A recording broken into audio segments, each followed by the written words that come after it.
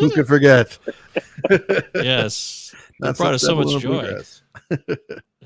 Blue dress. Yeah, well, we'll get to young adult. That'll be the main event of the show. Does it hold up or not? That's what we do on every episode. If you're new to the show, welcome in.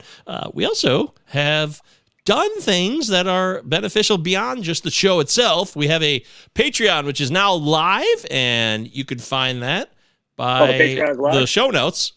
The Patreon is live. Shit. We went live last week.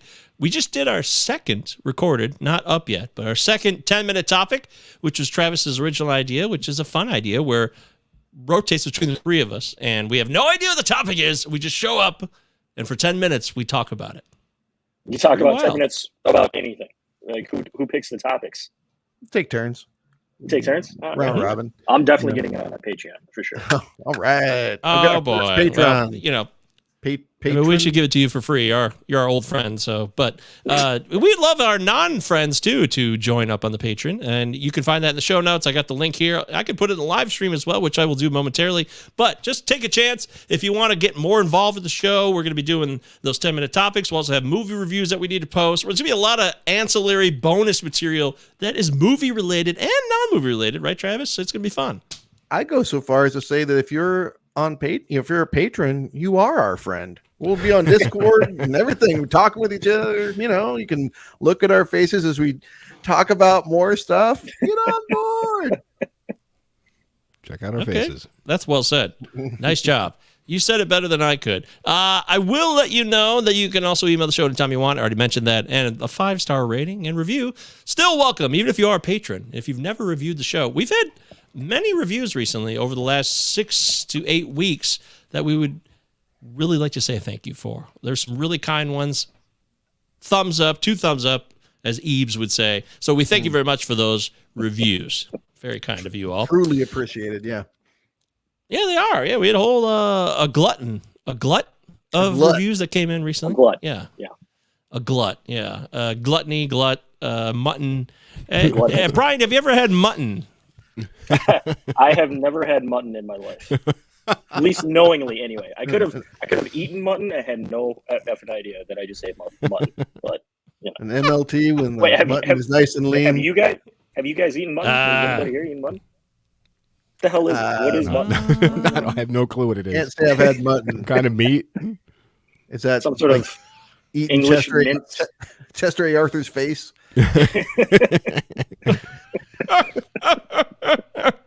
Except for a nice MLT, mutton, lettuce, and tomato sandwich when the mutton is nice and lean. Oh, you had that ready. The tomatoes are ripe. Wow. As soon as you said it, I'm like, I have that one. I can use that one. Drops, so Gobier is king of the drops, for sure. It takes... Oh, shit. Speaking of drops. Brian ran away. Run away. Come back, Brian. Oh, here he comes. He's back. Hey, Brian, you back. Oh, what the fuck? All right. Hey, what's up? Mutton. Yeah, good. Okay. Welcome to the show. Mutton talk. So, yeah. I ran away So, from Brian, the since you were... I ran away from the mutton. Jet. Oh, my God.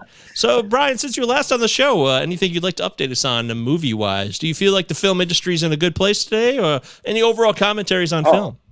Listen, I don't know if you guys went to go see a little movie called Top Gun Maverick yet, but yeah, movies are just fine. I think this is going to see Top Gun in the theater. It was almost a religious experience. It was almost like this is what movie theaters are made for. You have your art house cinemas playing like independent film and all that type of stuff, and I love that. Regardless how you feel about Top Gun, it is like a propagandistic military orgy of a film. But it is definitely every bit of a summer blockbuster for sure. So the state of film, and by that I mean going to theaters and actually going to see a movie, is just fine. So, All right. Wow. The hyperbole is rich with this movie. I swear. I mean, it's everyone I've talked to. It yanked off my head and replaced it with a better head. That's what this movie did for Travis. me. So I went to Imagine right here in Saline. And the IMAX, like it's they say it's an IMAX, it's like an EMAX, like it's not really an IMAX like theater screen, right? But they call it EMAX. So every time I've gone to this screen, it's screen 8 at Imagine in Saline. Shout out to Imagine Saline. The sound has always been like a little low, right? But it's like they have great, like they have a bar, they have food delivered to you. So my girlfriend likes to go there, so we go there. I don't know how Tom Cruise did it, but he got Imagine Celine to crank up that sound. Like, I don't know if he like sent out a letter to all the theaters. Seriously, I was like blown back by the sound. It was, I swear to God, Tom Cruise did it somehow. I'm telling you. So, but like Wow. it was, the sound design was intense to say the least. Did any of you That guys is- see it yet? I believe Eric saw it, but he's muted, so he's not able. Oh, to he tell did. us. Yeah, You saw it, I'll be getting into this experience when we do quarantine viewing picks. It's one hell of an experience. Oh, yeah. Okay. Okay. How's good. that new It head? is an experience. It's even better. The new head is even better. It's true. Well, before we get into quarantine viewing picks, we have a little segment lined up for you. Last week we had what was that? Movie Maniacs was asking us. What did he ask us, Travis? He asked us what our top 3 favorite directors were. He just kind of dropped it on us. We're like, we need some time to think That's about that, that's and a we're ready. question. Yeah, we've come back, and I had to really think about it, but I've got 3 I'm ready to talk about. You guys? I can't wait. I can't wait for this. All right. This is tough. This is very This tough. was, but this was really easy. tough. yeah. What? I'm guessing Stanley all Kubrick's right. going to be there. All right. Travis, why don't you lead us off? We'll go from 3, 2, 1, of course. All right. And again, he asked us for our favorite directors, not who we think the best directors are, which I do think there's a difference because there are people who I Absolutely. can acknowledge Yes. that There is an their absolute difference. technical mastery of, say, of Denis Villeneuve doesn't, he's not my favorite, but I think he's one of the best working. And of course, there's other directors like Jordan Peele who have done great work, but they've really only done a couple movies. And I'm not comfortable at this point to say, like, this is one of my favorite directors. I love the couple of movies that they've done. I love their style, but so there's that too. So I'm going to have to give it up to the OG for me. I have a tattoo of Reservoir Dogs very splotchily on the Wow, back. dude. I had a feeling. Fucked up. I had a feeling. He entered. I mean, I loved movies before I saw Reservoir Dogs, but it was the first movie, well, that and Singles, that I got really, really obsessed with as an adult. There was like stuff like Never Ending Story before that I got obsessed with, but this was like the first adult film without jigglies and wobblies in it. Not that kind of movie. And all this stuff, I've always been on board. I'm always excited about it. It's always unique, even if it's a hodgepodge of other stuff. He's a great funnel for American culture to go through before it reaches my brain. So got to give it up to QT. Him, the foot lover, QT. Foot lover. Big foot lover. Foot Big lover. Big foot lover. Yeah. Big foot lover. No, it's out of control. Like every video It's a you ever little watch out of now about control. Tarantino, it's constantly Feet. mentioned. Yeah, maybe I it is feel like adult it's- films, really. Yeah. Yeah. Well, at least every new one that comes out, it's like, oh, there it is. And then There's Once the Upon a foot. Time in Hollywood, it was very obvious. Yeah. The Foot. Not to be confused with the Foot Clan, the Foot in 1990s no, Teenage no. Mutant Ninja Turtles. An All outstanding of the film. Foot Clan. Yes. The Foot All Clan. the Foot Clan. All members of the Foot all right. Clan. KCF Shredders. Let's head over to Eric. Who's number 3? Number 3, I'm going with Marty, the legendary Marty Scorsese. At 79 years old, this is still a filmmaker who, I mean, this is the test for me. If they're coming out with a new film, I go to the theater. I don't wait it out like Spielberg. I'll wait that out. Okay. Even the Coens, I'll wait that out. But Marty makes a picture. I'm in theaters. I love Martin Scorsese. To be 79 years old and still be churning out these fast-paced, Irishman? abundantly. Yeah, the Irishman is the. I don't know. Love the Irishman. I love Dude, that. Killers of the Flower Moon's hitting in November. I'm counting the days. I cannot Oh, I fucking can't wait wait. for that. I love Marty, man. His catalog speaks for itself. What are we talking about here? Yeah, incredible. He's great. Wow. With you. Okay. Yeah, I mean, that goes without saying. Brian, did you make a list? I did. So Oh, I got great. the Give us skinny- number 3. I got the skinny before, and this again, like Travis was saying on the lead-in, that this is favorites, not exactly like greatest all time. There is a Favorites. difference. So for number 3, and again, this is if they make a movie, I'm gonna go see it. It's kind of a dark horse for me, but that's why it's number 3. Anna Lily Amirpour definitely is a director that I love. Bad Batch, like when you see a girl walks home alone at night, that is probably one of the best films I've seen in the past like 15 years for sure. And that is a black and white film set in Iran, which is really Southern California, but it's set in Iran. And then she made The Bad Batch, has its flaws, but it's still like, a fantastic movie in my opinion.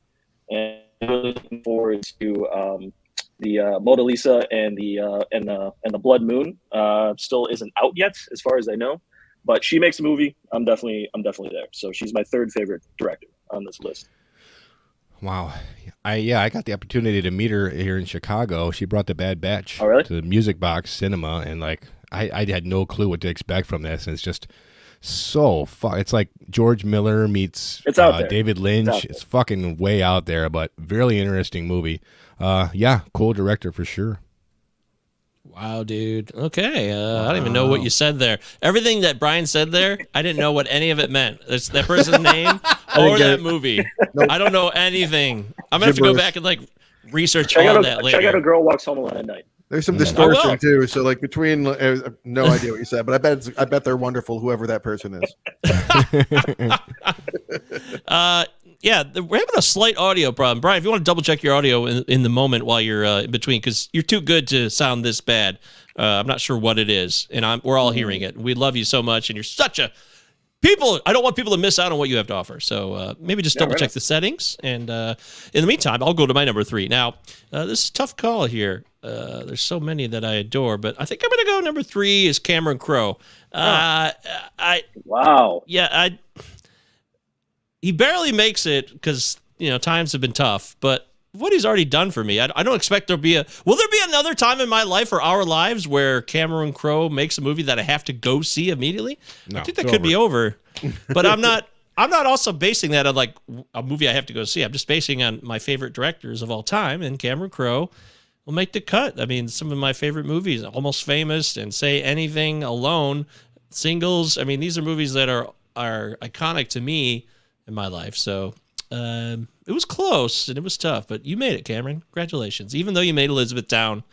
And I really enjoyed, So We Bought a Zoo. I really enjoyed it.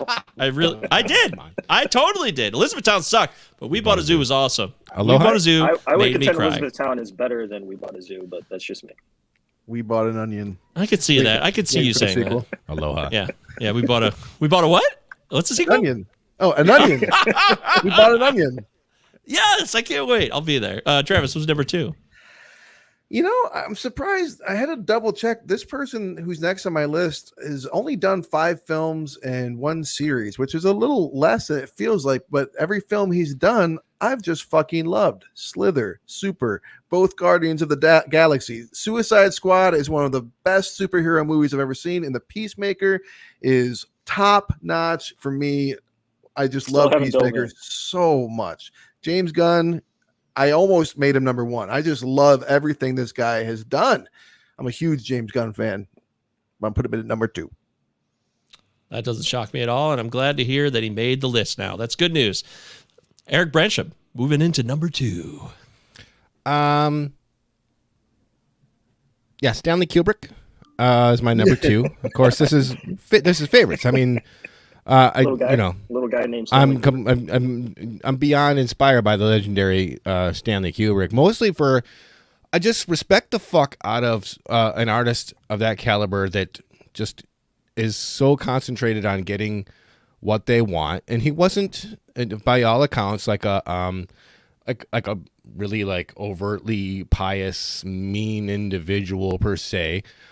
He just was, direct and meticulous about what he wanted, and that sort of craftsmanship in film is something that I kind of do in my own little stuff that I make. So I'm hugely inspired by him. I just love the way he makes a picture, the framing, everything, the way he directs actors. All of his movies are fucking incredible. Eyes Wide Shut gets better and better and better and better and better every time I see it.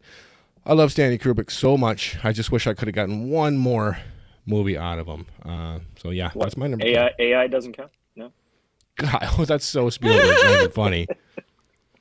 There's hardly any Kubrick in that. Wow, dude. Any. He was there in spirit. Number 2, Mr. Matteson. So I had to go with Paul Thomas Anderson. That is my second favorite director working today. Hope he would make someone's list. Thank you. Yeah, no, absolutely. For me, he is event cinema. I have to go see whatever he's making. I got to go see it.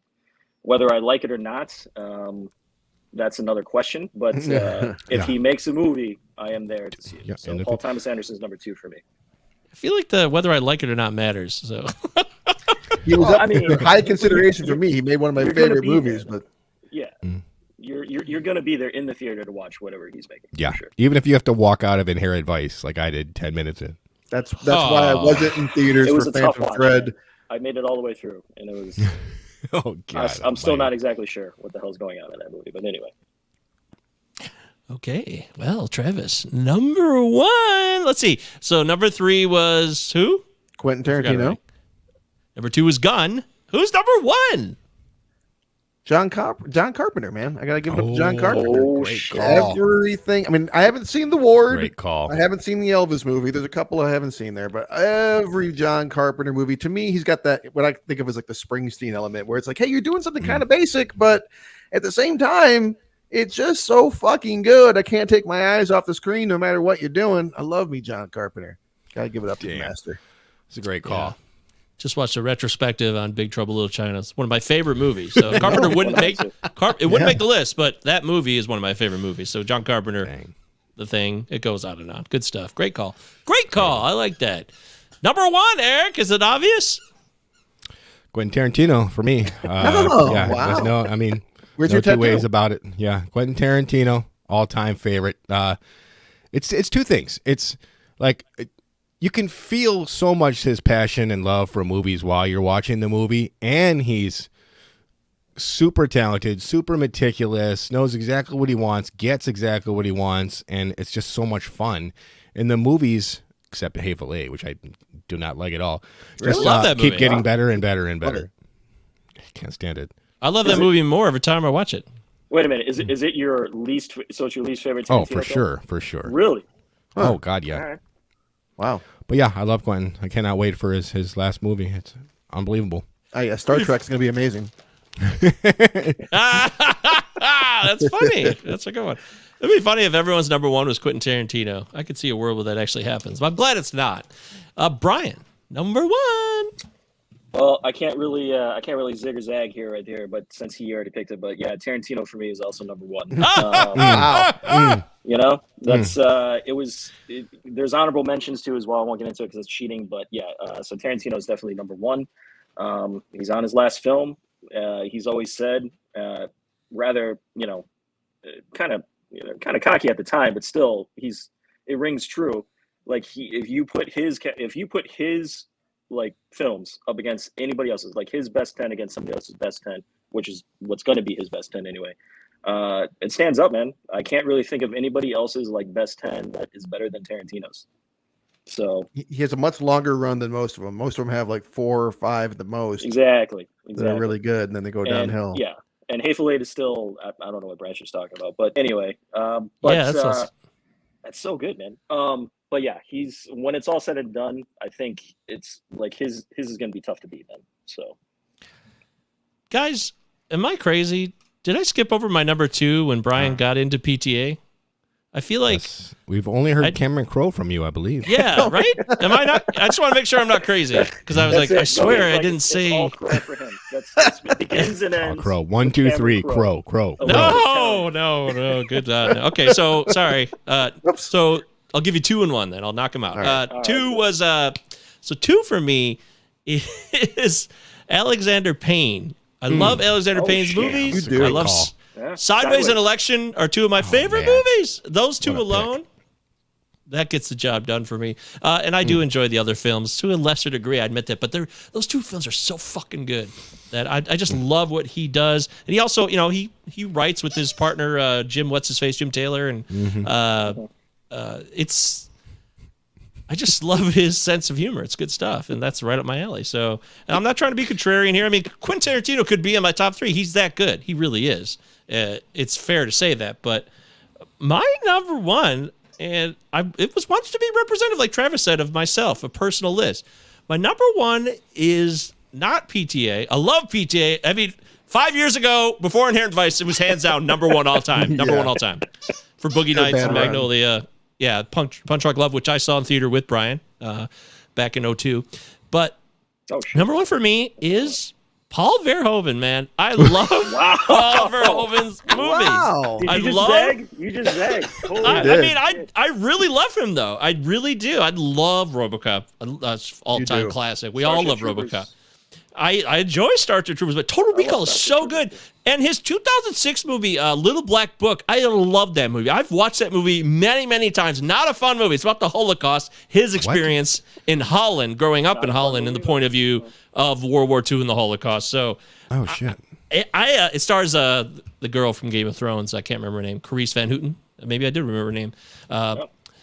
Who plays the I Red thought Lady? You were talking about that Brittany Murphy vehicle. I know, I know. I've heard that before. But it's just, Verhoeven, man, he did some went in different genres. I mean, I guess you could say RoboCop and Starship Troopers and Total Recall all are science fiction. I think RoboCop's less science fiction, more of like a action movie. But even though it has Cyborg in the future. Futuristic cyborg. Yeah, but it seems he so... does satire action very well. It didn't seem that far off in the future at all at the time, oddly enough, which is fascinating to me. But we don't need to debate that. It's my personal favorite. I probably could have said... Damn. I could have switched Alexander Payne. You could have switched them. These are all pretty tight. So there you go. That's it. That's my list. And all right. What a fun list, guys. I think it represented everybody. Yeah, that was really representative of everyone's movie taste, I feel like. So they were very honest and true to the game. Let's do quarantine viewing picks now. We'll go back to Travis Roy at the top of the board. What are the films you've been watching, and will you recommend any of them? Well, it was Memorial Day weekend. I was out of town for most of it. My niece graduated high school, so I went down to West Virginia to be a part of that. Yeah. She got a 4.7 grade average. That's a thing people can do. A 4.7? I'm like, is this? She broke the scale? Are you cheating? What's happening here? And she wasn't even the only valedictorian. How you get 4.7 and have to share valedictorian status? I don't know, but I guess she did a whole bunch of extra stuff. Academics have changed. I'm like, are you sure? I did not know that. Very proud. But so I didn't watch much. I watched Downton Abbey: A New Era with my mom while you guys went and saw the Life Changer airplane movie. It was an empty theater. No, there was an elderly couple in there with us. Okay. Hey, you know what? I love Downton Abbey. I loved the first movie, and I love this movie too. I think this was better than the first movie, but if you like Downton Abbey, this is a fine addition to what they got going on, and I liked it. I also watched George Carlin's American Dream, this 4-part documentary, four-hour documentary, right? You saw it too, right, Govier? Yeah, I forgot to mention it the week before. So what'd you think? I mean, talk about a warts and all kind of experience. You really see this man at his best and his worst. And, it's very funny, but it also kind of confronts the viewer with some things that, like, I always think of him like, I'm on board with like everything this guy says, but towards the end there was some stuff I'm like, I'm not sure what you're going for here, George, and I'm not sure if I'm with you. But in terms of Mount Rushmore of comedians, as they say, he is deservedly so. I mean, I think that he's one of no spoilers, but Stephen Colbert in an interview in that documentary compared him to the Beatles, and this documentary is like Get Back. I mean, it's that deep dive exploration. You saw it too, Brian? I did. What do you think? I loved it.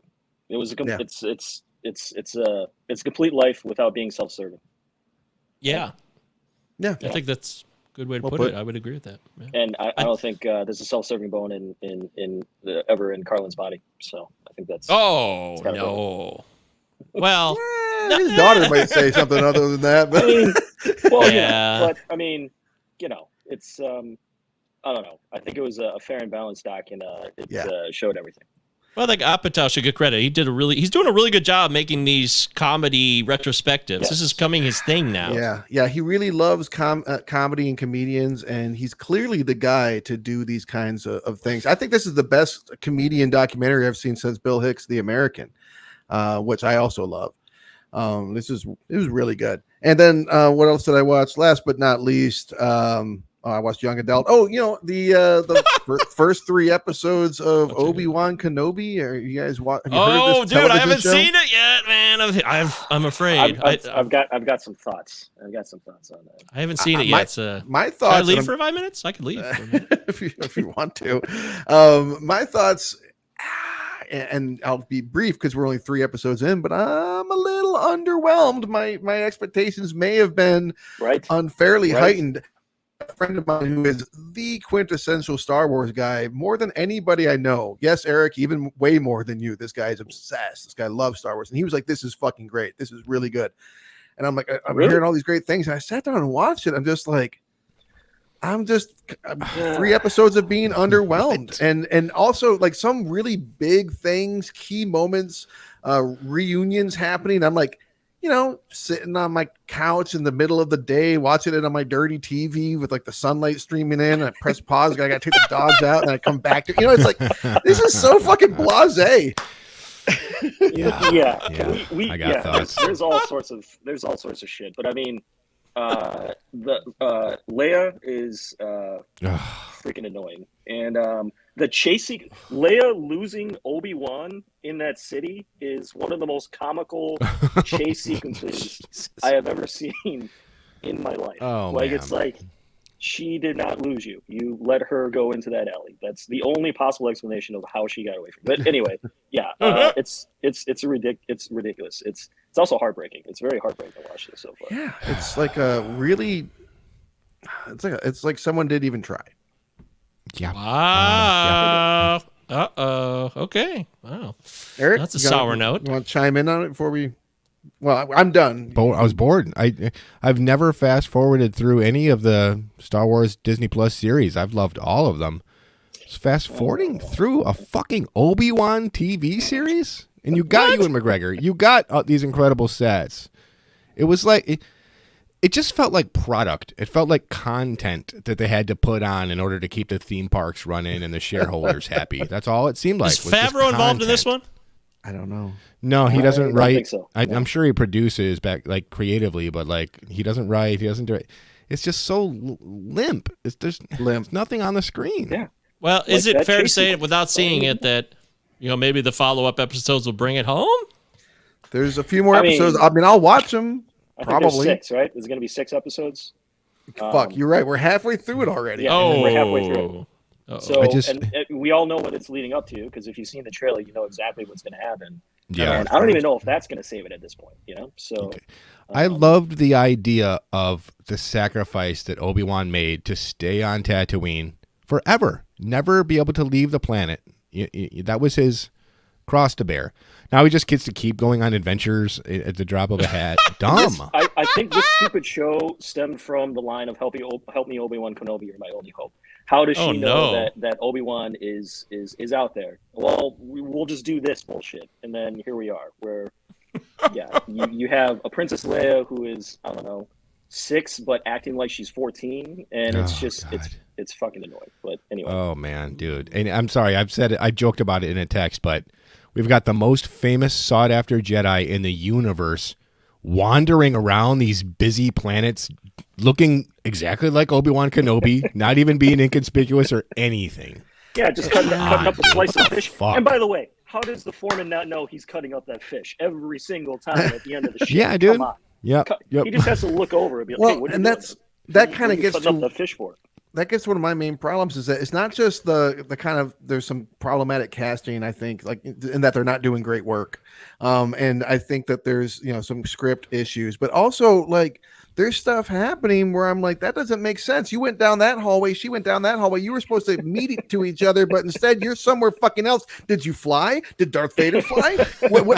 Where are these people going? Why are they showing up? I mean, people complain about the way people travel during Game of Thrones. I'm like, apparently, like they're just teleporting now. I don't know.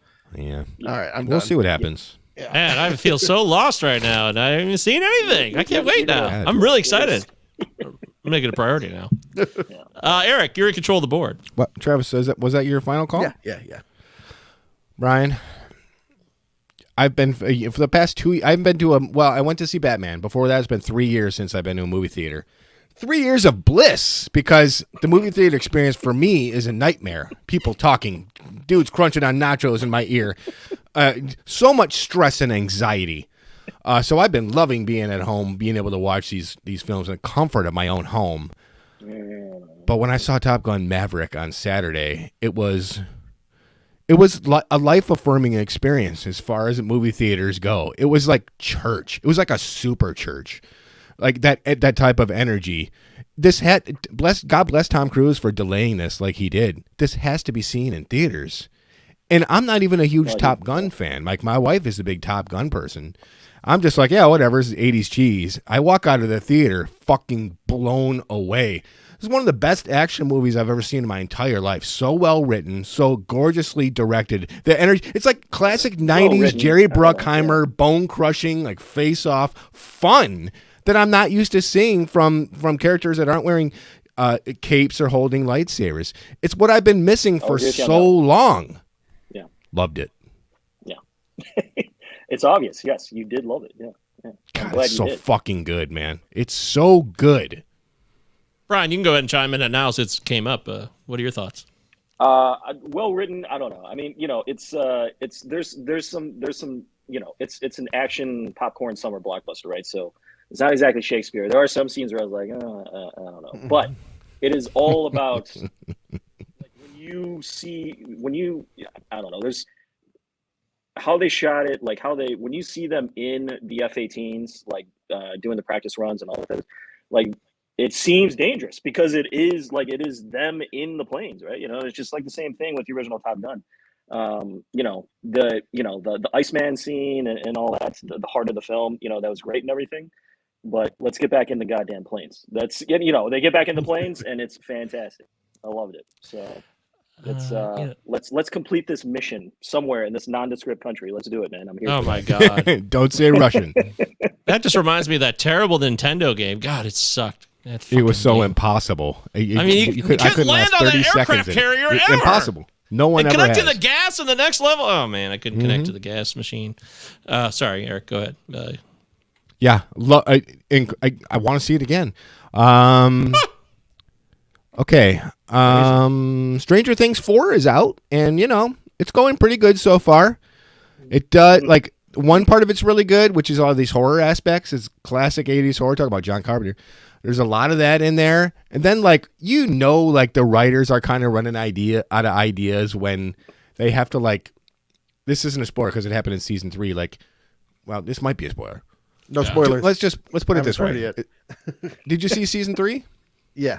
I think we all did. Remember what happened to Hopper? When a writer has to have something like that happen to a huge character and then spend all these episodes bringing them back when we know they're just going to be back anyway. Yeah. It gets kind of tawdry for me. So it's kind of rickety, but it's still fun thanks to some horror elements and a lot of fun characters. So yeah, it's safe to say that Stranger Things is kind of back, but they're getting older. There's a documentary that I wish was better. Still talking about Stranger Things? No. I'm over that. There's a documentary. Give me a thumbs up if you're still talking about Stranger Things. No, I'm not. Can I put my headphones back on? No, we're still talking about it. No. Yeah. Sorry. Okay. There's a documentary on the Discovery, the Clotilda, that I wish was better on National and Disney Plus and National Geographic. It's an amazing story. There's no doubt about that, and the Discovery is fantastic. It's like a 50-minute documentary that could easily be a multi-series, multi-generational look at the lives that came from this last transatlantic slave ship from Mobile, Alabama, that they finally found after this long search. You get to hear some really powerful personal stories of the descendants from this ship, and watching the expedition to actually find the hole that was thought lost forever. I recommend it. I dug it a lot. And last but not least, man, Dark Side of the Ring, like I said last week, is back, and the episodes just keep getting better, man. We're getting into everything, man, and I cannot wait for more. And A&E's coming back with their wrestling spotlights this summer, so. Yeah, lot to look forward to, especially now that the depth trial's over. I got through all 24 days. I watched the entire trial. God.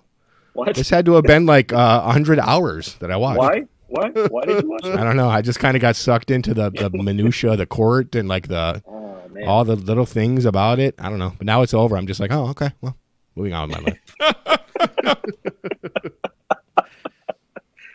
Oh man. Yeah. Wow. All right. Top Gun Maverick.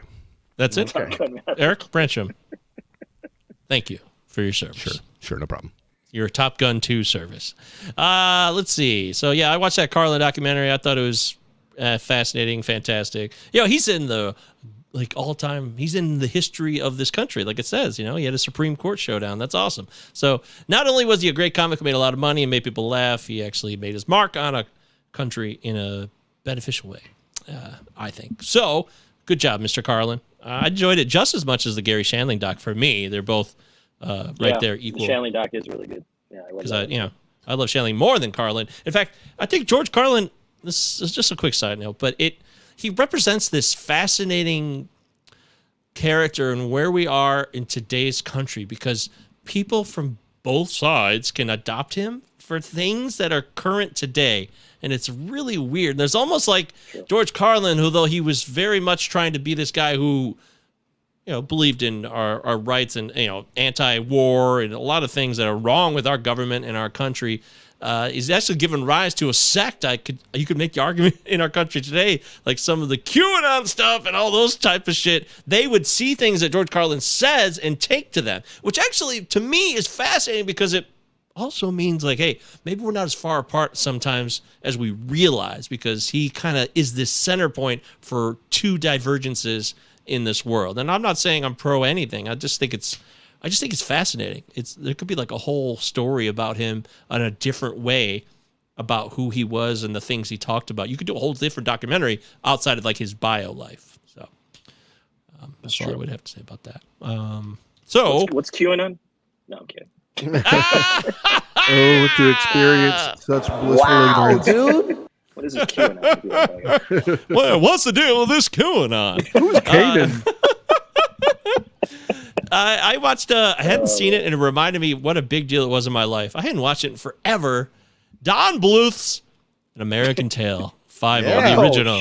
I definitely saw this in the theater, and when I watched the movie, it took me back to the theater, and I remember rooting for 5 so vigorously and being so afraid as a 5 or 6 year old kid. And what a great movie! And I mean, what a monster song that was. Somewhere Out There, that was a monster. It was everywhere. I still hum that every once in a while to myself. Also, there's no Cats in America. There's no slouch either. Yeah. Travis, for me, I was watching it with Leanne. Leanne's like, I barely remember this. And I already started singing. As soon as the movie started, already singing, there are no cats in America. And then 7 minutes later, there it was. I was like, oh, yeah. I love that song. The streets are paved with cheese. It is a really great immigrant story. It really is. It is. Oh, it's an entire story about immigration, It is. It's a total pogroms tale of Jews escaping Russia, except they're mice, but it's the same thing. And then you're 5 years old watching it, and it seeps into your. It's great. Yeah, it's great. Right, yeah, Moskowitz. I mean, it's not even trying to hide it. It holds up surprisingly well. I watched it a few years ago. I was like, shit, there's all kinds of social awareness going on in this movie, and like historical literacy. It's good. I was proud. I was like, man, I'm so glad I saw this as a kid. This movie has a lot going on. I had no idea when I was a little boy. I was a little 5-0 boy. I never saw 5-0 Goes West, though. I got to be honest. Trash. Yeah. No social awareness. No. Oh, it's a Western. Jeez. Is it more trash than Charlize Theron's character in Young Adult? They got Jimmy Stewart back, and then it's a Western. That's what it is. Really? Yeah. Oh shit! I feel like I missed out. Damn. Okay. Well, that's how it goes. I think it was pretty minimal this week. I'm just double checking my list because I forget. Oh, I watched Son-in-Law, which to me is just I really enjoy Son-in-Law. I'd never seen. Weasel? Yeah. I mean, there is a legendary cameo in Son-in-Law, and I missed it before. You guys know what I'm talking about? No, I can't remember. They do a Encino Man cameo in Son-in-Law. I couldn't believe it. I didn't remember it at all. And I'm like, holy shit. It's Brendan Fraser as Encino Man in the dorm rooms that Carla Gugino, by the way, turns out I knew who Carla Gugino was when I was much younger, and I didn't realize that at the time. I was like, oh my God, she was in this movie? Spellbinding. It was like I retconned her in there, but she was in there. It was weird. Oh, Jesus. And Encino Man's in the dorm room that they're at. It's like, oh my God. And like, Pauly Shore looks at him, he's like, nah. It's so dumb, but it's a great. I wrote it down on a list, another list I'm creating for the best cameos. Yeah, greatest cameos of all time. It's on a list. I would put it in there. I was impressed by it. Chomsky. Yeah, I saw Encino Man in theater. It was great. But Son-in-Law was fun. It's a fun movie, and I think I'd rather enjoy Son-in-Law. I really do. And Wow. Better or worse than The Animal? Oh, that's tight. That's tight. That's a close one, Travis. It really is. All right, I'm not okay. sure. I just something about Son-in-Law. It's so dumb, but It's no Freddy Got Fingered, though. We know that much. Of course. Well, no, Right, no, okay. I wouldn't say The Animal or Yeah, either of those movies. Yeah, Top of the heap. that's class. In the army now? Anyone? And for some reason, I watched that stupid Speed Racer movie. Yeah, the Wachowskis, right? It's a The bunch of colors. Yeah. Yeah. I bunch of keep colors hearing going it's around. pretty bunch good. of colors. I've Bunch never of seen colors. it. It's a bunch of colors I- going around. That's all. I'm a little bit annoyed. I mean, Spritle is just too annoying for me, man. I can't. It's too much Spritle and the monkey thing. And if you love Speed Racer, I actually think it's pretty faithful to the show. So if you enjoyed that, then great.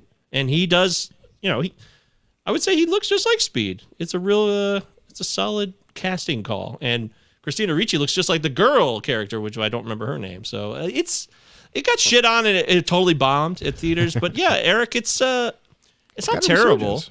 And it looks good. It does look good. It's just, I don't know. I don't know if I loved it. So. Colors. And I wouldn't By the blame way, the movies. they're turning that into a TV show. By the way. Well, of course they are, Brian. And Of course speaking of they TV are, shows, why don't you tell us what you've watched recently or recommend anything at this moment in time?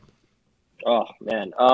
So I had to get back to the theater as soon as possible. That was one of the reasons why I got vaccinated and the booster. I was like, I need to make it back to the theater. So I've seen a lot of movies in the theater. Everything Everywhere All at Once is probably my favorite movie of the year So good. so far. That shit was Travis. Obviously, you saw it. Govier, Eric, did you guys see it yet? It is fantastic. It is worth going to the theater to see. I know it's still running in most theaters right now because it's that good. It's amazing. So Michelle Yeoh finally gets a chance to shine, and Hollywood really didn't know what to do with her. So she finally gets this moment, and what a freaking moment it is, man. So it's so good. So Can you believe Jackie Chan turned it down? I'm so glad he did. I can totally believe that. I can Yeah, absolutely. I can too. believe that. He's all like, I'm China. I'm back with China now. I'm like, all right, well, we'll pick Michelle Yeoh. Yeah, Cool. 100%. Yeah, China. It's a totalitarianism. Whatever. I just went to go see Men. Alex Garland's Men. Oh, Okay. Yeah? All How right. was it? Holy And? shit. Without giving you guys any spoilers or anybody else, all I can say is that that movie is one of the more disturbing films I've seen in a while. Oh, for sure. fuck. It All is. right. I can't wait. It's one of those kind of sort of slow burn. Things aren't exactly what they seem. There's a trauma in the past. You're like, I think I know where this is going. Let me tell you guys right now. You will not know where the hell that film is going. All right, I can tell you that right now.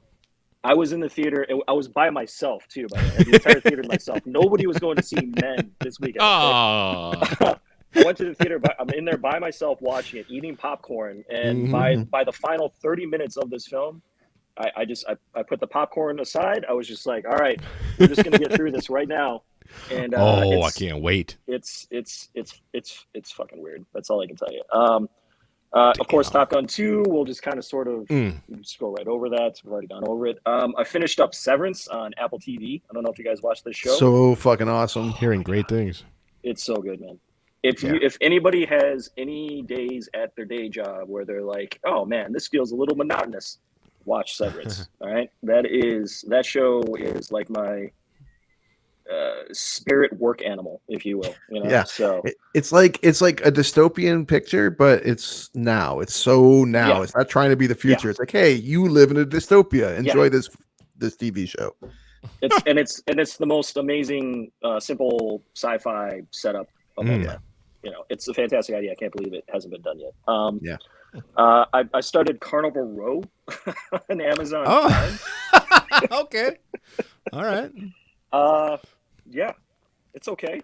That's all I can say about that. It's okay. It's Orlando Bloom, the beautiful Cara Delevingne, and it's about fairies, and they're discriminated against in a town called the Berg. That's the basic setup. So she's got wings, guys. She's got wings. Cool. Sounds cool. And then obviously I saw the Carlin doc too as well. I checked out The Last Starfighter again. Holy crap! I still love that movie. That's Speaking of that's Jack all I Kirby. can say. I still love The Last Starfighter. Yeah, I've never seen that. God damn it, Eric, you need to see that. Yeah, I've never seen that. And then I also revisited this kind of sort of martial arts epic in the world of martial arts action genre films. Like these two films are amongst the greats. I checked out The Raid 2 again, and it's still amazing. So that's all I can say about that. That's about it. Okay, Brian. I hear about The Raid 2 nonstop all the time, everywhere. Like best action movie, best everything of all time. Like, is The Raid 1 good? Like what even is this series? So basically, all right. So Iko Uwais, you guys would know him from the Force Awakens. He was one of the two bad guys that finds the Millennium Falcon, right? Iko Uwais, they're from Jakarta, right? And Gareth Edwards is this Dutch filmmaker. He decided to make this like martial arts action film in Jakarta, and he called it The Raid. And it has the most ridiculously simple. All great action films have great simple setups. Die Hard, it's a guy who's about to get divorced. He's going to see his wife in Los Angeles, and terrorists take over the building. Right? Great setup. The Raid is the exact same type of setup. SWAT team has to go into this drug lord's building to get the drug lord, but the drug lord locks down the building and tells all of his tenants to kill all the police officers. That is the setup for the film. So that's the first Raid. The fight choreography, they do Salat, not to get too lost in the weeds here, but it is very brutal, fight style. Indonesia is known for being a brutal country. I think you guys know the history of Indonesia for sure. Heard some things. Yeah, heard some things about Indonesia, right? So it's basically the first Raid is this team, SWAT team, trying to get to the top level and trying to get through the the different types of tenants that are trying to stop them, right? Oh man, so awesome. Yeah, it's fantastic. And the Raid 2 is a continuation. Sounds like Kung Fu, the video game, where your mission is to get to the top and then defeat Mr. X. Exactly. Yeah, It does sound Go. And so the Raid 2 is like it's a very bloated version. It's a bigger story. Sorry, I can't stop doing kung fu noises now. I'm sorry. You can't do it. You can't stop doing it. There's so many the sound Raid effects 2 in that game. The Raid 2 is a continuation of that, and it's a bigger story. It's a bloated story, but the fight choreography is probably the greatest choreographed fight scenes of all time. So, if you're in for an adrenaline jolt, check out Raid 1 and 2. Is anyone going to see I love Crimes of the adrenaline Future jolts. next weekend? What's that? See what? Anyone's going to see Crimes of the Future, the new Cronenberg? I definitely want to see that. Yeah. Okay. Maybe. I might take a nap. I don't know. I probably won't leave my house. If I'm honest with myself. Probably find a Kentucky hut and call it a night. Hey! What a great, good segue, Eric. Nice job. KFC the You movie. found Actually, it. I take it back. This is Diet Coke the movie. Let's talk about Diet Coke the movie. Yeah. Diet Coke the movie. Diet Coke the movie. Yeah, Young Adult Books the movie. Yeah, it's time to do Brian's selection. It's from 2011. That was 11 years ago, apparently. And it's called Young Adult, directed by Jason Reitman. He's reteaming with his Juno writer. Her name is Diablo Cody, and she is the writer. So Charlize Theron, Patrick Wilson. Yeah, I didn't know Patrick Wilson was in this. I didn't remember that, so I might not have made it that far. And, of course, Patton Oswalt is in this film. Travis, Interesting character. had you seen this movie before? And if so, let's hear about your story. Dude, I actually caught this one in theaters in 2011. Wow, yep, I was living in Ypsilanti, and this was playing at the theater in Ypsi, I believe is where I caught it. I had no interest in Diablo Cody. I was kind of underwhelmed by Juno. I thought it was okay. I didn't really understand all the hoopla, but I mean, I liked I it. don't know if you can say that. Well, I liked it, but I didn't think it was amazing. But so I didn't go see it for that. I went to see it for Patton. This was this is Patton. I liked. I mean, I saw a big fan, of course. But he hasn't done a ton still, even to this day. But especially at that point, he had not had a lot of acting roles, especially basically, like second lead roles like this. So I was in theaters for Patton, and I hadn't seen it until I watched it. Then I didn't see it again until last night. Okay. I like how you said that. Eric Brandstrom, take us back to your first young adult viewing. after Up in the Air from 2009, I made it a personal dedication to myself to always see Jason Reitman's films in theaters. Wow. I didn't see Young Adult in the theater, sadly, but when I eventually rented it down the line, next movie I didn't see, but it didn't happen. The very first time I made that. Saw it in 2011 on home video. Loved it. I loved it, man. It had the same feel that Up in the Air did. And like you, Travis, I found Juno to be just like, all right, cool, it's a movie. But I loved Up in the Air, and like we have an immediate style here. It's definitely an Alexander Payne type of morose style that I loved, totally responded to. I've seen it a few times since, so yeah, this was probably like my 4th or 5th viewing. So yeah, I'm kind of in the game on this one. Get in the game at Dunham's. Ryan, you chose this movie. Do you remember your first viewing? So I also did see this in the theater, and I was also underwhelmed by Juno, and I also think Up in the Air was a little overrated. So I was actually like, okay, wow, dude, we're gonna give Reitman another shot. I think Up in the Air is a little. Well, anyway, I won't get into up there, but anyway, so Young Adult though was the movie where I was like, oh, all right, so yeah, okay. Like he's a pretty good director, right? And Diablo Cody, maybe she's a good writer, because I actually thought Juno was also a little blah, right? So I just remember this being like kind of the best of for the people who were involved in the film. I thought it was Reitman's best film. I thought it was Cody's best script. I thought it was CHARLIZE THERON'S best performance up to that point. I thought that it was like the best for all these things, and I had not seen it since that viewing in 2011, so that's why I chose it for this one. I was like, you know what, it's on HBO Max, let's do it. So wow, I don't like this Up in the Air talk at all. I take great offense to that. Came out at a time in our country where things were really in the shitter, and it was take I this could backpack. rarely think of a movie that was more poignant. Yeah, fuck the backpack, but I couldn't think of a movie that was more poignant for the moment. In it was so relevant. It was wild. Okay, Everything was up in the air back then, man. You know, so. Incredible. It was fucked up, man. Fucking crazy ass shit. I prefer Jack and Jill do a robbery, whatever that was called. Fun with Dick and Jane. Yeah, that's what it was. Fun with Dick and Jane. Yeah, Fun with Dick and Jane remake. Much more timely. Very timely. I have a feeling that was the selling point. It's Jim Carrey in a movie called Fun with Dick and Jane. We're doing it. Let's do it. End of story. That's it. Green light, $50 million right now. There we go. So I remember seeing this movie on a couch or a chair somewhere in a drug haze, I think in like 2014, maybe 2013. Some type of, I was probably just sitting there, and I gave it a shot, and like I just turned it off after about 35 minutes. I just like, this is awful. I don't enjoy this. I'm not feeling this at all. And I remember it very distinctly. Checked out. Patton Oswalt showed up, and I'm like, oh, Patton's here. Okay, cool. And then I was like, oh, this is not saving it. I'm out of here. So I remember it being a very, very tough watch. That's it. That's all I have to say about that. Let's go to the IMDb score. I didn't look it up, so I'm going to participate. Did anyone see the score? No, I'm gonna guess. I caught it. You caught it? Sorry, Travis. That's okay. I think that people like it but don't love it. It's not one that people talk about a lot. But I don't think it's like, in the doldrums of it. I'm gonna say 6.7. Ooh, wow. I'm gonna say this is like a 6.1. I'm gonna split the difference. 6.3. 6.3 says IMDb. Okay. Good job, Brian. Yeah, Brian. You win the nothing. You win nothing. I win the nothing award. The nothing. Yeah.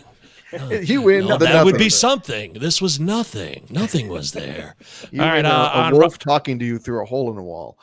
Yeah, you get a green-eyed wolf that you don't really see much of, more than like once or twice. Animatronic wolf. There you go. Kind of kills the movie. It's weird. Let's go with Rotten Tomatoes, which is a place that rates films, and we're really hoping for a Desson Thompson review on this one, because I would love to see what he thinks of this. Desson or Bill Goody Koontz. Need you now more than ever. Oh, I'd love a Goody Koontz. Okay, so this is interesting. I think this could be a new record. 80% from the critics. They love it. Huh. 49 from the audience. Holy shit. Take that in. I could see the audience being lower. I didn't think it'd be that low though. That's a divergence right there. That's a big, Yeah. big. Not to be confused young with the adult movie Divergence. Not to be confused with the young adult Young series adult Divergent. The series Divergent. Okay. Oh, it's not going to be any better than that today. That's so good. that's As far good. as the critical reviews, that's it. Let's see. No Bill Goody Koontz. I can name that. Desson? We I got really Desson? hoped he would show up for this.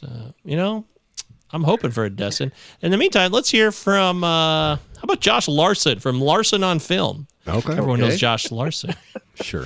So funny. You know, It just is so funny where these critics come from in their own websites. We should Larson make our own. Finance. I should make Govier on Film, Michael Why not? Govier, and it'll be like, wow, top critic. A narrative treadmill. A narrative treadmill. You get the sense Mavis is still out there somewhere, lonely and lost as when we first met her. Damn. This Larson. is actually That's pretty poetic. good. Narrative Yeah. treadmill. Yeah, that's a new one. I don't think I've heard anything like that. like Let's see. that. No Desson. I'm going to steal that. Here. Christian Science Monitor. Christian Science Monitor says, how about Gabe Leibowitz from Film and Felt? Film and Felt. Where's this shit coming from? His two passions. As much as I love film, I fucking love I felt. love I billiards. love to feel felt. There was a I billiards love table I put my hand on the other day. Just- Gorgeous. I drape myself in velvet. All right. Gabe Leibowitz. Gabe Leibowitz from Film and Felt says, Film and felt. if Up in the Air had a certain cavalier attitude in its direction, Young Adult is downright lazy. Wow. Some harsh Dang. words here, yeah.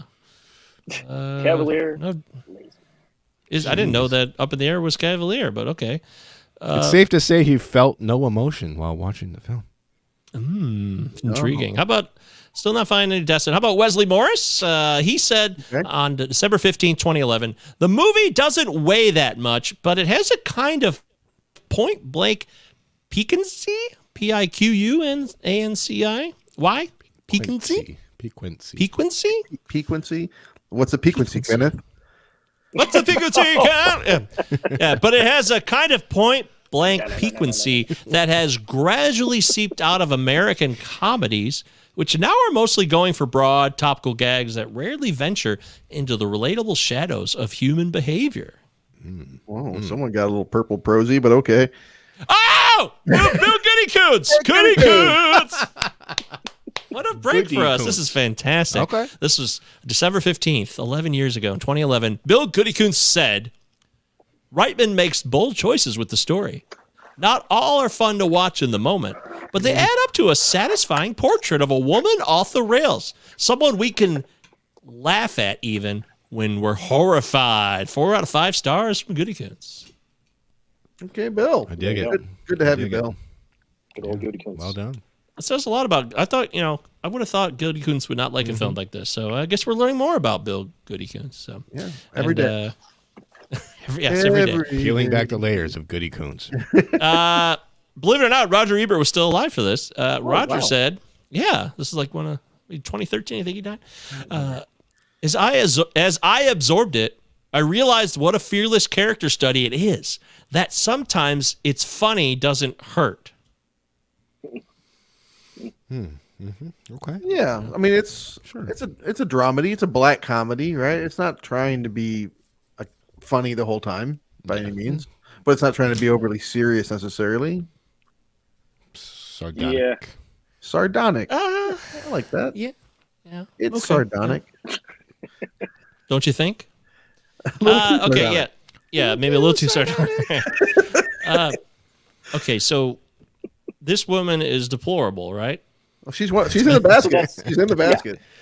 That's the I mean, that's the thing about her. Problem. She starts off as maybe one of the 5 worst human beings on the planet, probably, right? So, yeah.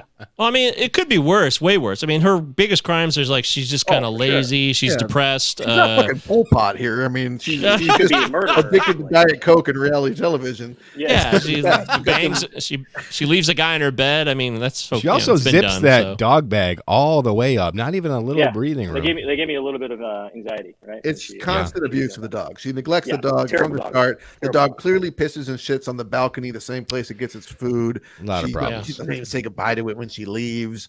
I read an interesting article from Reitman talking about why he chose a Pomeranian to be her dog, and he said it was because it smiled all the time. Pomeranians cannot help but smile, and she would take a dog that would always smile at her no matter what she did to it, which I thought was interesting. Makes sense. Interesting. That is, that's fantastic and piece of information there. Not a good way to I mean, the film's clearly not interested in building empathy towards this character, and watching her routinely neglect this dog, it does not help in that project. Right, and that's one of the things I loved about the movie in the original viewing is that you start with a character that's terrible, and she doesn't get better. I mean, that's gets worse. She gets worse. That's kind of almost revolutionary in its simplicity, where it's just like, yeah, no, she doesn't get. There's no redemption, right? So her epiphany is that she, after all of this that she's been through, is truly better than everyone else in her own mind. Right. Remember, and she gets that from outward validation, right? Like it's not even something that comes from the inside. Like she almost has that moment. I mean, I guess we're getting to the end here, but yeah, prom queen bitch. She gets like outward valid, where it's like, yeah, you're right. Yeah, absolutely, I'm better than you or everybody else. Remember in Adaptation when the character Charlie Kaufman goes to the writing seminar and he's talking about, like, why can't we just make a movie with people that, they don't learn anything and they're just, and everyone's like, because it's making a fucking shitty movie. It did kind of make me think of that. Like, this is a character. It's a bold move. You have a character that like starts in the bottom and almost like gets to this point at the very end. We are getting into the end early, but she gets to this point where she clearly she's on the cusp of an epiphany and actually moving forward with her life, and then just finds the slightest reason to backtrack and backpedal and be like, yeah, my way is the best way. And no, you're good here. Yeah, crushing.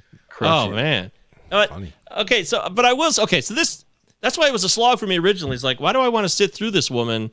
It's not because she's a woman. It's not because she's a bitch. It's just because it's unbearably kind of bland, too. Like, Patton Oswalt shows up. I remember my original viewing. I'm trying to think of that because I knew I had to watch this whole thing, so I wasn't going to turn it off.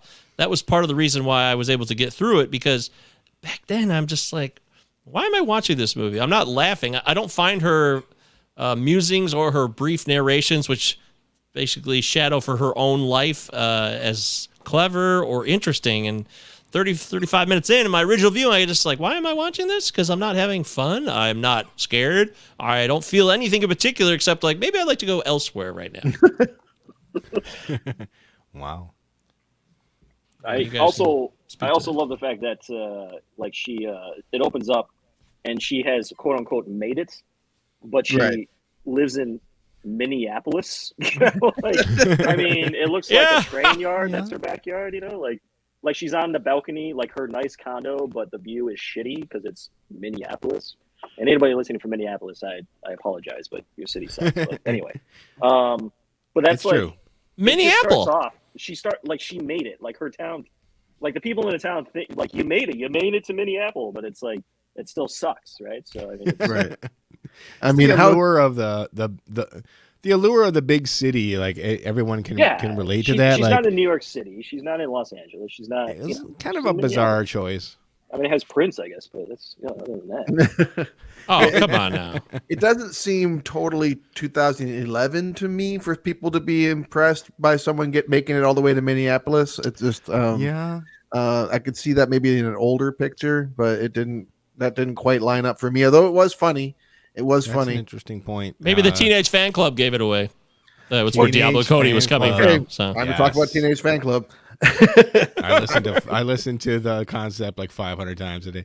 But that, like, coming from a small town, that allure of the big city, like, I remember, and this was just when I was like 34, and I thought moving to Chicago would be like this huge thing where I finally made it, and it turns out I was just paying astronomical rent, and I wasn't happy. Where's Luke at? Hey, getting back to the concept and Teenage Fan Club, that is one of my favorite things about the movie, and I've gone on record before saying that sometimes really indie and alternative soundtracks I find distracting. Like, is the bar Woody's actually in 1994 in this film, for instance? But the song, the concept, I think is used brilliantly here, because the song itself is a great and poppy song. And you see, like, she starts the thing, and the movie starts, and we get that opening over and over and over again. She's clearly hitting rewind and listening to the song over and over and over again. But I don't think she's listening to the song all the way through, because we don't actually hear that fantastic halftime 2-minute breakdown outro until we see her buddy's wife's band, nipple confusion, until they're playing it. It's only then that we get it. And also, Bandwagon-esque is a fucking great album, and she's got this mixtape from when she was a kid, so she doesn't actually like this song. She doesn't like Teenage Fan Club. She just likes this, like she likes everything just on the surface. So I thought it really did a good job of like showing how this character could think that she cares and likes about something, but in fact has no real interest in it and understanding it and digging any deeper to it. It's just like, oh, this is blank. I feel this way now. She thinks he likes it too. That's part of, and that's also like, he's not that attached to it. Again, as part of her surface level understanding of it. Yeah. He probably hasn't listened to that song in like, 10 years. Right. So, yeah. What are those things called? The Shiny Apple? What is it called? The beers that he, what the fuck? Hungry Jack. Hard Jack. What the Thank you. Hard Jack. Just a fun drink for the movie. That's all it is. It's basically a woodchuck cider. Yeah. I mean, the woman's four-seater. For me, man, it's kind of like Taxi Driver meets My Best Friend's Wedding. Like, let's not forget, this woman is like, she's delusional. That's a hell of a mix right there. I mean, think about it. She's a delusional, disturbed woman going through a serious midlife crisis at 37. The humor comes out of the scenarios and stuff. I'm laughing throughout it. I don't know about you guys, man, but I think some of these situations are humor. The black comedy works for me. I guess I'll say that. And we've talked about this whole, like, you don't have to like the character. You can fucking despise the character and still be entertained. But I'm wondering, like, when are you out? Like, are you immediately, like, not going to let yourself give a fuck about this character after, like, those first 5 minutes? Or does it take a while for you to be, like, confirm your hatred for Mavis? So that's the thing, right? Like, that's why the first viewing, so for me, it was like kind of like a great experience, right? Because the movie's projecting her to have a certain arc, right? But she's not getting better throughout the entire film. And she's getting worse and worse. And then, of course, you have the dust up that happens at the naming ceremony, right? Like the very cringe naming ceremony. Yikes. And that moment, you're like, oh, okay, like that's it. Like she's gonna be. So you're kind of sort of, you're not necessarily polling for her, but but by that time, you're like, okay, this is rock bottom, and then she's gonna change. Then she has that tender moment with Matt, and but then of course we know what happens after that. So yeah, I think that the movie almost tricks you in a way. Yeah, it's leading you up to like follow. It's going to follow a certain path, and then it doesn't. But as I already alluded to, when she gets up in the morning and goes to talk to Matt's sister, that's when she, the epiphany is undone. But it might even be undone before that, because there's this bookending thing in the movie where she starts with a good guy who wants to be a teacher, and she's like, ugh, yikes. But he sleeps with her anyway, and when she wakes up with him in her bed, she pulls herself out from under his arm and leaves him there. And at the end of the movie, here she is with another man. She pulls herself out from under the arm and leaves him there. She was going to leave him there either way. That was not going to blossom into some sort of love or even real friendship. She was 100% using him the whole time. Right. That's what she does.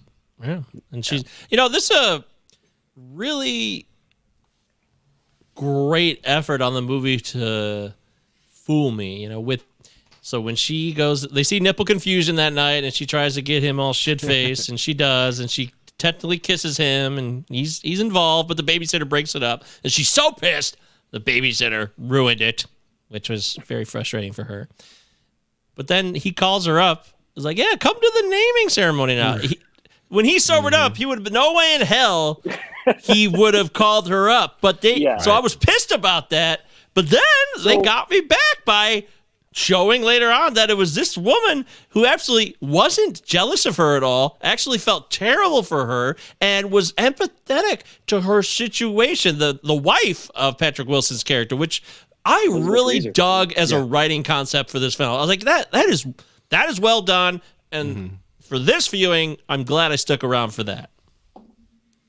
No, it's very easy to have the Beth character like immediately get on Patrick Wilson's case and like, why is she here and all that. But yeah, it's something different. She never sees her as a threat. Well, that's a good point. Yeah, that is a good point. She's like, she feels sorry for her. And she tells her to her face. Yeah, we feel sorry for you. And we see the movie from her, from Mavis's point of view, right? Right. That's fair. So yeah, she's like she's trying to make this. Yeah, like this is a unstable marriage. She's constantly trying to sell that lie, which what's his face? Matt LaFleur, whatever his name is, Matt Hoffbauer, Hofbrau. I don't remember what his last name was. But Matt's always telling her like, stop doing this. This is a good, decent human being. Don't ruin his life. That is the only time we get the truth, and you never really know what that is until the final showdown where she's clearly an alcoholic, by the way, and slams liquor vehemently and quickly, and then gets it all spilled on her.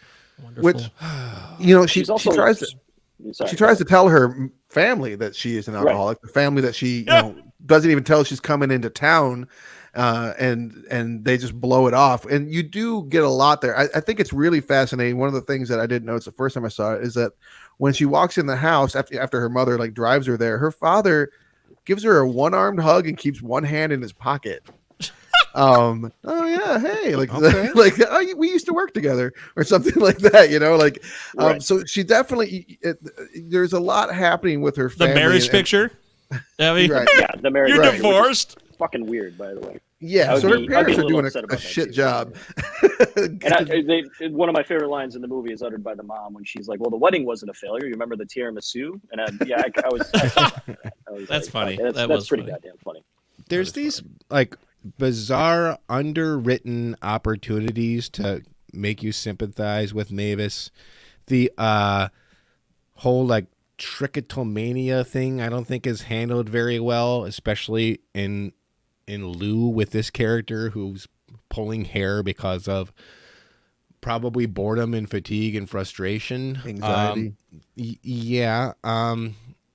There's also a scene which kind of struck me personally, the fact that Mavis has suffered miscarriage with Buddy nonetheless. I have a history in that, and that turned me, not to be too MI, into a very bitter, depressed person for many years. It changed me.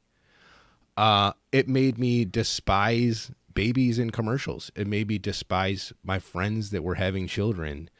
And for Mavis to be so close to the edge and then have this red liquid poured all over her body, there is some symbolism there that I think could cause that reaction that was very subtle, but also kind of alarming for me narratively. I think they could have wrote a little more into that to give the audience something to feed off of, instead of just this anger at Mavis. Yeah. And she was drunk in that scene too. Yeah, and she's just been rejected finally by Buddy Slade, which is such a fucking name. But yeah, I think you make good points there, that there is sympathetic qualities to the character that are deliberately underplayed by the director and writer, that we're supposed to we have to kind of lean into our empathy for her, but she makes it hard. Because, I mean, just everything she does, I mean, like, take her treatment towards Matt.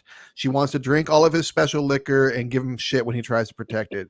She gives him, like, he tells her this real truth about, like, hey, here's some things you should hear. And she, fights back with, like, oh, you're living in the past. And, like, his life was was not ruined, but I mean his body was Forever altered. forever altered by this Yeah. experience. Like it makes sense for him to have arrested development, and it does for her too, because they both had trauma and they both seem to freeze in those moments. But so she they have weaponizes his trauma and That's his the difference. vulnerability. That's the difference. He does call her a slut, which is fucking stupid, but she also takes him back to the same woods where he was beaten. So that's not really a cool idea. Oh God, that's Yeah. awful. Yeah. Yeah, yeah. I Yeah. want to Yeah. let's give a credit to even if you didn't like Juno, what Diablo Cody does and what she represents in the game is a different voice, and really because she's a woman, frankly, and there's not enough female voices that get to write scripts like this. I mean, she takes advantage of the opportunities. If you ever saw Tully, which was another one she wrote a few years later, also Underrated. starting. It is Yeah, underrated. I like I actually enjoyed Tully a lot more, which is so. I just It helped me realize it's the that last about 15 what minutes she's for me. doing. It's still the last 15 minutes for me for Tully, but yeah, that movie is Charlize Theron. Man, that's a Fantastic. performance, man. But what Jennifer's Diablo Body. Cody does, Jennifer's Body. I mean, she is a voice that needs to be more commonplace, frankly, in the business. Which maybe that's happening now, maybe it's not. I don't know for sure, but I do want to give her credit because I feel like she gets, at least in pop culture, I've seen a lot of reference to her that are like shitty and unnecessary at times. And Yeah, I agree. Oh no, I don't- for sure. that's not. I think Juno's I don't like overrated, that. but I mean, Juno, it's not sure. because she's a terrible writer. You know, it's I think the movie in general. Yeah, it's just the way the Academy Awards cycle works. They Yeah. overly lunge on top of certain films, and that kind of can engender some cynical responses. Like when you tell me over and over again that my life will be changed by Top Gun Maverick, it makes me not want to see Top Gun Incredible. Maverick. Incredible. You have to, though. That is a good one. Well said. Feel the need, Travis. You feel the need. Man. That's right. Can I ask you something? Is Jason Reitman a good director? He's a capable director. I don't know. He's a capable director. Okay. He's not one of my favorites or anything. This is a no-brainer for me. He's fantastic. And one of my favorite things about him is fantastic. he does so much with not a lot of dialogue. He does a lot of showing to get you into characters and the story in general. He does like that. The first act for me is particularly fantastic in that respect. We learn a lot from these characters by just what they do. I'll give it to you. Tully too as well. The first 10 minutes, I don't think Charlize Theron speaks one word. Couldn't that be Diablo Cody's doing though? In both of these cases? Oh, well, yeah, that's true too as well. Could be, right? I think writing and directing too. You know, it's kind of synonymous, right? It takes a director to film the script appropriately. I mean, it takes a He's got his cinematographer dad's last to- name, so So you I just- let me ask you, Eric. It's a tone thing. It's a, Ghostbusters Afterlife, was that a I didn't see it. I have almost zero interest. So when you made this promise to yourself to see all of Jason Reitman's movies, in Haven't seen theaters, one since Up in the Air. that's funny. These are what your I'll tell you, promises you're not are missing worth. much. I can tell you that, Eric.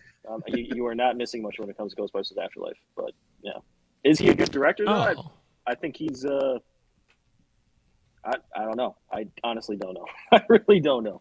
The best thing about this I just movie, look at it. Oh, thank you for smoking. I really ahead, like Travis. that. He did Oh that. yeah, thank you for smoking is right. Yeah. for me, the best thing about this movie was, I mean, in terms of quality, is hands down Charlize Theron's performance. I mean, I buy this character in every way. She sells it to me, and it's very convincing, as she always is. I mean, she's one of the better actors working, and she's fantastic in this. Yeah, I will watch anything. from Okay. him. Even the old guy. I had a couple thoughts Yeah, about I like that too. I fucking loved it. Can't wait for the sequel. Eon Flux. I didn't catch that one. Haven't caught that one. Not terrible. Okay, so Not good. But not terrible. I like the cartoon too much to. I Yeah, don't want to so play around with yeah, that. it's fine. Liquid Who Television. cares? Shout I out to actually Liquid thought about. Furiosa. Shout out to Liquid Television, of course. I thought about her beauty, which is undeniable. Charlize Theron is a beautiful woman. She is, and she always was. And she's an Academy Award-winning actress. That is also true.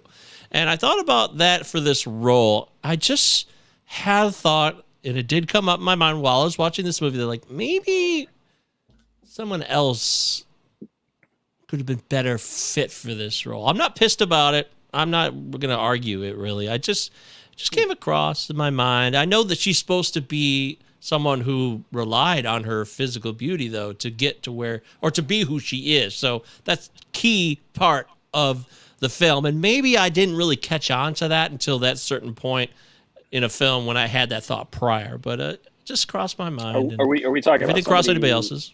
circa 2011? Or are we trying to figure out who that would be? Or are you just saying somebody else would be better? I don't even know who it would be. I don't even have replacements for it. It just crossed my mind, so I wanted to put it out there in the ether. Well, do you think the character of Mavis should have also, maybe as Matt's sister so eloquently put it, got fat and dumb? Like, should she have physically changed after all this time, or is it the right call to make her still drop dead gorgeous and a success? I think it makes perfect sense to have her still be very focused on her looks and stuff. I mean, this movie's a send up of reality television in some ways. It's constantly in the background for her life, and it's like she sleeps with it. And like the Diet Coke, she wakes up before she even opens her eyes, she's drinking Diet Coke. There is certainly there's some sort of comment being made about obsessing over appearance and appearances, and not quite connecting to the growth that age should bring you. So I think it makes sense that she would still be really hung up on her beauty, because what else has she been doing? She's been developing her personality and her ethics. And they do make a reference to that when Patrick Wilson's character Buddy, when he's like, something, you look the exact same. We've all changed, but you look the exact same. You got lucky or whatever. Yeah, he does say that.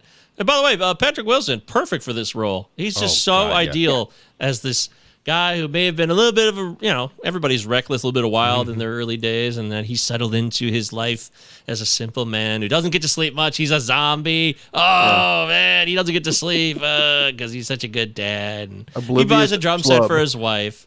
Yeah. Maybe he could have been a little more slubby. Yeah, maybe, but... and you don't doubt it. Like, once it's Patrick Wilson playing this role, you don't think that he's going to, go sleep with Mavis or anything. You kind of buy into the fact that he's over all of this. I think that... He does kiss her, though. He does kiss her, but he's wasted drunk, and she really forces it on him. But you're right. But I think that we're shown, not told, that he's never going to really take this seriously, because when we're introduced to him, what is he doing while he's talking to her on the phone? He's handling his wife's breast milk and storing it. That's the zone he's in. His face is out of the shot too. Right, which is the really very intentional. Very intentional, yeah. So this guy's about his family. He's not even he's literally this oblivious schlub. He doesn't he doesn't think, my ex-wife is going to try, or my ex-girlfriend is going to try and steal me back. He's like, she's a good person. Good people don't try and steal people away, yada yada. I know several of these guys in real life. I do. And this is spot on. Well done. Kudos to the movie on making this ideal. No, I do. I mean, people I graduated with, not you, not nobody on this screen. It just, when he suggested 6:30 for when they hook up, I was like, yeah, I could totally see that. I'm in bed at 8:30. Kidding me right now? Buffalo Wild Wings, basically. Yeah, Buffalo Wild Wings. At 6 champion on a fucking Wednesday. Yeah, she's all dressed up. Beat off O'Malley's. You don't want to be at a meetup at 6 on a Wednesday. One of the things I really like about the film, and there's a lot, is that it doesn't really take a side on which is quote unquote better, suburbia or the big city, and Bright likes big city for lack of a better term. It has good things to say about both, maybe even more negative things to say about, Minneapolis, urban environment, the Minneapolis. But it'd be very easy to really drive home this Hicksville sort of stuff that they flirt with. Yeah, it laughs in the face of people who are like, "Oh, I got out." I mean, it's laughing in that face. Postmodern libertarianism in an interesting way for 2011, nonetheless. Modern. Yeah, the character she's constantly comparing herself and being like, "Oh, I'm doing so much better than them, and I'm doing this, and I'm doing that." And the reality is, everybody's doing fucking great that stayed home. Right. Everybody that stayed back is doing pretty okay. She's the one who's lost in the wilderness. So she's lost, but she's also collapsing because her book is ending, which they don't make clear either, too. You find that out in the movie, but it's not obvious. I also like that as a writing effort to not just throw it in your face. It's something that you have to kind of pick up on when she has that episode in the bookstore for that guy. She's not the author, too, as well. She's the ghostwriter. Right. Yeah. That's, Yes. you know, And when she goes home and you get a look at the way she was brought up and her parents, she basically, in an effective, honest moment, tells them that she's worried about her alcoholism, and they just brush it off like they don't give a fuck. right. Oh, Anything else? It's funny how dated it is. Even for 2011, we got Blackberries, cassette decks in cars. Your car doesn't That's play a bullshit. cassette That's nowadays. fucking bullshit. I Yeah, made a that note pissed me too. off. Like I did see the 2011. Yeah, what year did this car come out? Printers? What the Come fuck on, is a dude. printer? Well, printers she- maybe, but the cassette tape, no. Home printer. And she is kind of stuck in the past. Yeah, and also a lot of the language is like, oof, yeah, that's okay. Yeah, I guess 2011 we're still saying that, but again, it makes sense Yeah. for the characters. They are stuck in the past and using language from the 90s. From the 90s. But you asked earlier in the film, Eric, like when is it that you are like no longer with her? And when she recognizes Matt by his crutch and calls him the hate crime kid, and he explains, yeah, I was I'm like, he's basically gay bashed even though he's not gay. And she's like, oh yeah, the hate crime kid. It's like that's when she lost me pretty much right there. I'm like, yeah, you have zero empathy whatsoever. Kind of hard to be on board with you. She doesn't know how to show it, at least, yeah. I mean, she has empathy for herself in her own situation. She's got a lot of empathy for herself. That's the Yes, thing. yes. Like, she No empathy doesn't for learn that a lot like we from said. the movie, but like I do learn a lot about kind of life at 40 by watching this, even though she doesn't. So I think there's some value there. Sure. Yeah, how not to be, for sure. Yeah.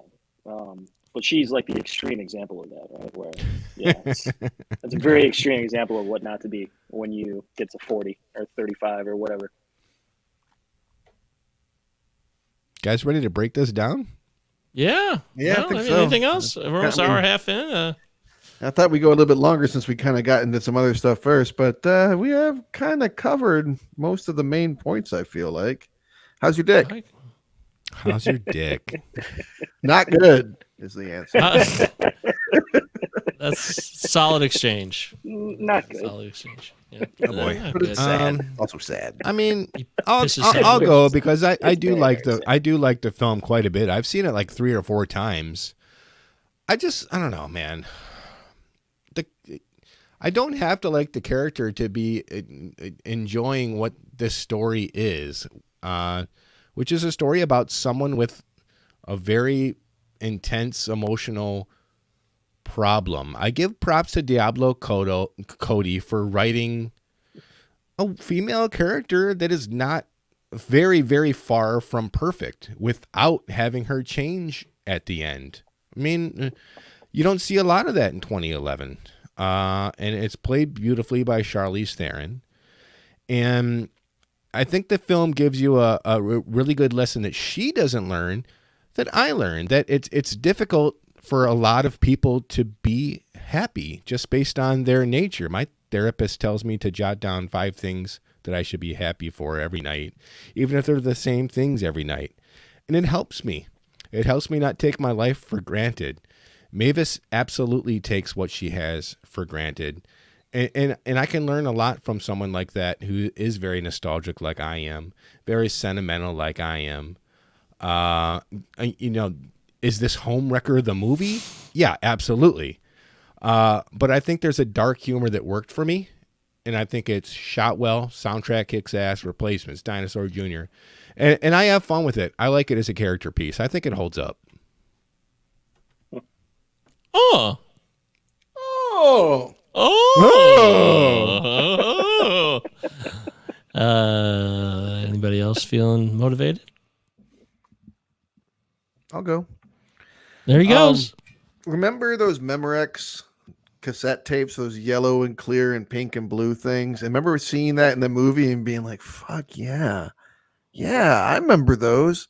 And you get a lot of those kind of moments. Oh, yeah, Deaths of the Pixies. I like that shit. Oh, No Effects. I like that shirt too. Oh, another shirt I like. Oh, another sticker I like. Oh, another poster I like. So on one hand, the movie's trying to tell us something about like how these people are stuck in the past and how that's like not serving their present. On the other hand, I do think the movie leans pretty hard on nostalgia in some ways that should appeal to me more, because it's like, that's my jam. That's all like my era, 93, 94. I eat that shit up with a spoon. But if you take a lot of that stuff out, you take out Teenage Fan Club, what do you have here? I don't know. You have a really bitter character, which I agree. We've talked about this on the film before. You don't have to like the character. You don't have to enjoy spending time with that character. But if you actively dislike spending that hour and 40 with the character, that's not really something you want to revisit. I watched this movie in 2011, and then I watched it again last night with a paper and pen, and I certainly saw things I didn't see before because I was being extra attentive. But overall, I didn't get anything from the second viewing that I didn't get. Now, is there value here? As you said, Eric, I absolutely think that there is. I mean, if the question is, should I ever see this movie or not, then yes, you should see this movie because it's worth watching. But does it hold up? When I turned it off, I said, well, that was fucking terrible. And that was how I felt about it. So no, it doesn't hold up for me. Okay. Yeah. So when I picked this movie, I told you guys that when I saw it the first time, that I thought it was the best of for the people that were involved. Definitely. 2 out of the 3 things I don't think anymore. I don't think it's Reitman's best film. I don't think it's Theron's best performance. I still think it's Cody's best script, but I think it's more for her writing in terms of what she was trying to do with this character, right? I still love the ending. I still love the fact that that Maeve does not learn a goddamn thing, and that she just turns it off. She's just like, you know what? No, I'm better than everybody, and she just keeps on going. In her broke up Mini Cooper outside of a diner outside of Minneapolis. But to get to that point, watching this movie was kind of a slog the second time around, where it was just like, oh, she's a terrible dog owner. Oh, she's and some of the dialogue too as well. Some of the jokes I laughed at, or at least I remembered laughing at the last time, I didn't laugh at this time around. And I don't think it has to do with the writing. I just think it has to do with the things that Travis is saying as far as like the character goes. Like, you don't like this character, and I think I liked that aspect in 2011 because I thought that was, oh, that's revolutionary. You have a character that's terrible, that doesn't learn anything, and that's great. But it didn't work for me this time around. Although I still love that ending, though. I still love the fact that the main character does not learn anything. But for me, it still holds up, but by a very thin thread, just based on the ending alone of being like, nope, she didn't learn anything. Just pull the rug from under you as a viewer, and you're like, oh shit, all right. Well, it still surprised me this time around, the ending, and I still loved it. So, but it's very like to get to that point though, is like, I don't know, you know. Yeah, I know. You know what I mean? Your turn, bud. Yeah. Algaes. Algae. Red or green or blue? What do you prefer? Bloom? An algae bloom? I feel algae chat. Algae talk. Algiers. Algiers is beautiful this time of year. Al Jolson. Al Jazeera. Jolson. Al Jazeera. Historical. Al Jazeera. Alfonso Ribera. Okay, so this is a film. Yes. And this is a film. I remember. I just remembered how I felt last night. I forgot this till now, till you were talking, Brian. You reminded me that I was really internally super anxious by the time he had dragged her back to the house after they left and they stayed out to party. The wife and the band stayed out to party. And I was like, is this really going to happen? Is she really going to make this happen? This is awful. It was like so awful. I couldn't believe how awful I felt inside. Like I wanted to turn it off. Like, I want to pause this. I want to get away from this. I don't want to feel this right now. This is terrible. She's so awful and this, don't do this. And yeah, that's not a good feeling. It doesn't feel like a feeling I'd like to revisit, I suppose. And when you think about it in those terms, which I have, and everything else you guys already said, it just doesn't feel like a repeat viewing. I love her performance. Of course, I love how the writing in this is outstanding, and the concepts and how everything's not force-fed to you. That is stellar. That really is really well done. But as a viewing experience, and if someone just said, hey, does that young adult movie hold up? Should I sit down and watch that? I'd be like, I mean, there's a lot of other options in life that you could throw on. So I would say... Have you seen Top Gun Maverick? Oh, man. Yeah, right. I'd be like, there's a smooth movie out starring Tom Cruise, apparently. It's getting a lot of buzz. So it doesn't hold up for me. And I will say, though, I took the whole movie in this time. Terrible. As opposed to last time. So. Yeah. You were saying? Are you guys talking about... They're talking about Top Gun. So. Yeah, it doesn't hold up for me. Sorry, I made that joke. Sorry. Brian, it doesn't work for me, but I still love you. You're still a fine American human being. A fine young adult, yeah. You're a fine young adult. Are young adult, or when do we no longer young adults? Are we, I don't know. Is that we're just adults? I think that's the question this movie asks. I think. When you're no longer reading young adult fiction. Maybe when you learn how to take care of a goddamn dog. How about that? Yeah. When you learn how to be an adult. When you don't belittle a.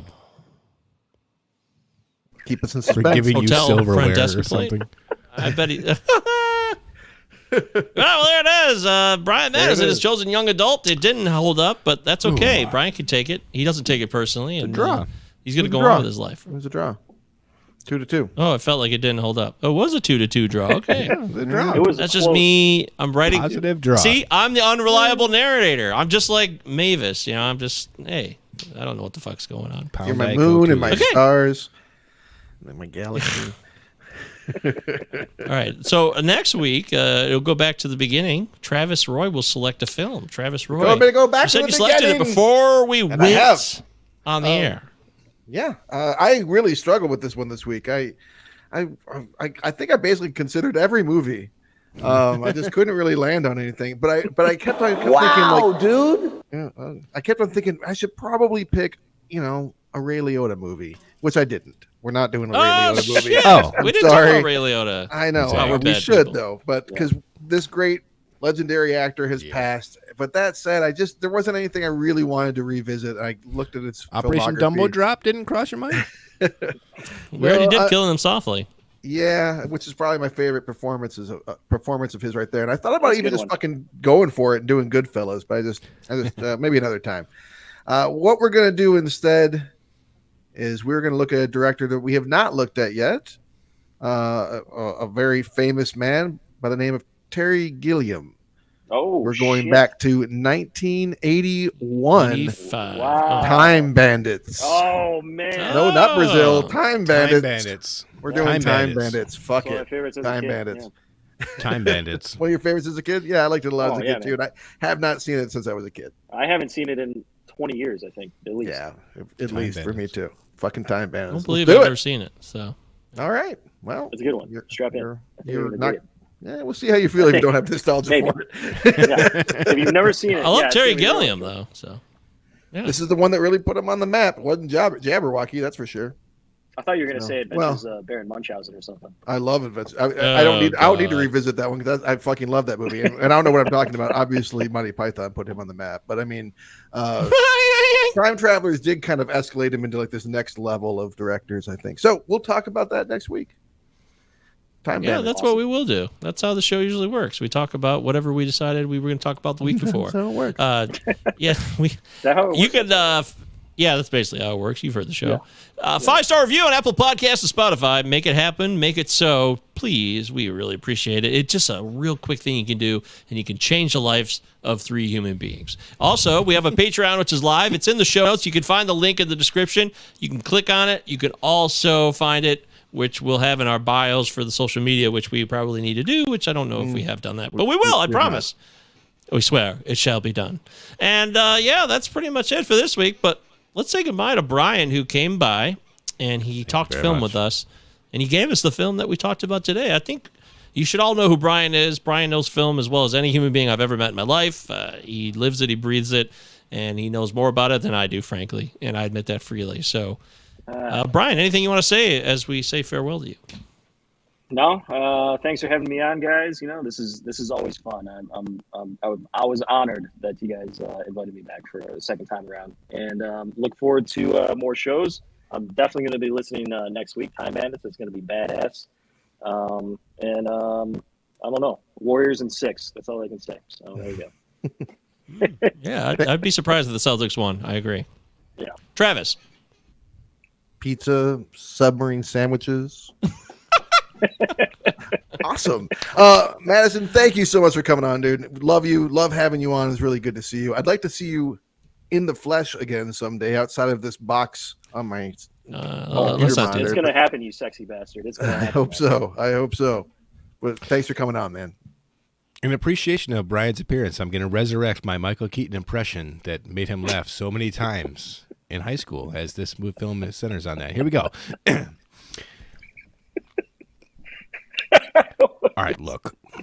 That's it. That's it. That was it. That's it. All right, look. And the finger wave and the head turn. Yeah, the finger wave. I don't remember the head boy. nod, but I do remember the pointies. I do remember the yeah. Uh-huh. That was good. Yeah, beautiful. Great way to end the show on. Thank you, Eric. And thank you to Brian. This is the Cinema Night Podcast. We're saying so long for now. Thanks, guys. Taco Hut.